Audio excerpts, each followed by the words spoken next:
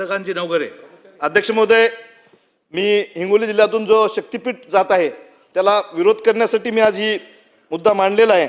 वसमत, औंढा व कळमनुरी वसमत मतदारसंघातील वसमत तालुक्यातील 17, औंढा तालुक्यातील 7 व आमचे मित्र संतोष बांगर साहेब यांच्या कळमनुरी विधानसभा मतदारसंघातून 16 गावं त्याच्यात जात आहेत. त्यामध्ये जी सुपीक जमीन आहे त्या सुपीक जमिनीतून हा शक्तीपीठ जात आहे. तिथल्या सामान्य शेतकऱ्यांचा याच्यासाठी प्रचंड विरोध आहे. ज्या विभागामध्ये पाणी आहे, ज्या विभागामध्ये जमीन सुपीक आहे, त्या शेतकऱ्याचे अतोनात हाल त्या शक्तीपीठमुळे होत आहेत. लोक भूमिहीन होत आहेत आणि कित्येक लोकांनी तिथं आत्महत्येचा प्रयत्न केलेला आहे. मी अध्यक्ष महोदय आपल्या मार्फत एवढी विनंती करतोय की या वसमत, औंढा व कळमनुरीमधून जो हा शक्तीपीठ जात आहे हा शेतकऱ्याच्या विरोधातला आहे. तिथले सामान्य शेतकरी, जे शेतकऱ्याचे मुलं आहेत ते आताच एकरावरून गुंठ्यावर आलेत आणि हा जर शक्तीपीठ गेला तर ते सगळे देशोधडीला लागणार आहेत.